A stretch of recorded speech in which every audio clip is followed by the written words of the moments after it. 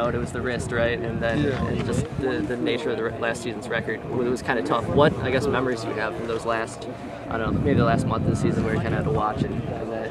Yeah, it was a disappointing end of the season. Miami, Ohio, I found out at halftime that I broke my wrist. And right there, and then they casted it, so right there I knew it was over. So it was kind of hard in the locker room right there, looking my teammates in the eyes, telling them I was done for the season. And then that game didn't end up going the way we wanted it to go.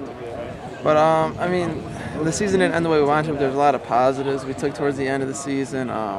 Getting Brandon Oliver breaking records and stuff like that. Khalil Mack continuing to play strong, and just a lot of Fred Lee stepping into showing he can play as a starting role.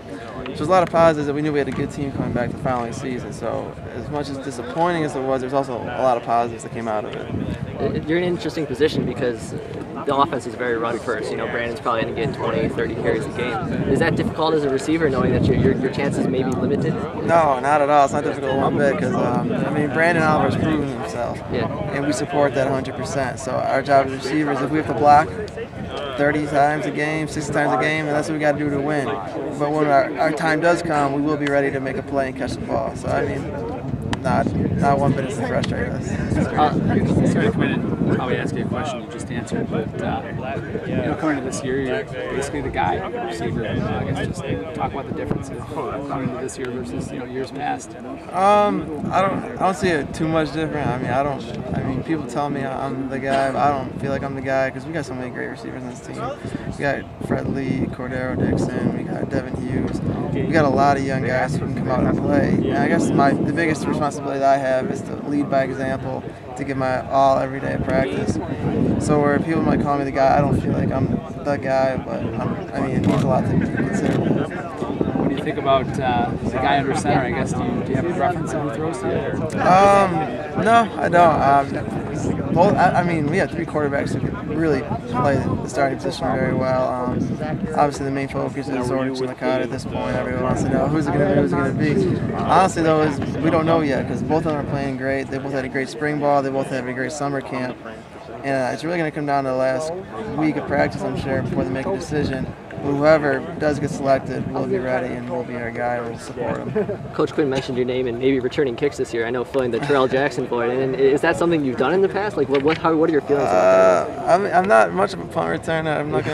You're not gonna see me shake too many people. But I guess it's the sure hands aspect that I can probably bring to it.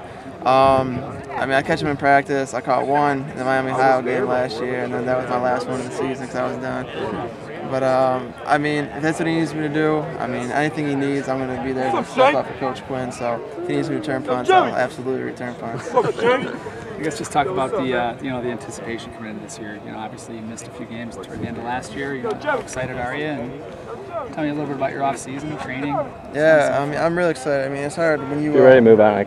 When you lose 3 games of your season, when you only get 12 games and you lose 3 of them, it's a heartbreaker because you work so hard and you miss 25% of your game. So that's a big percentage. So from that day on, I was itching to get back onto the field, itching to play. And then you go through winter conditioning, and then you go through spring ball, and you go through summer conditioning, and just constant working for 12 games. So I can't wait to get back to this season.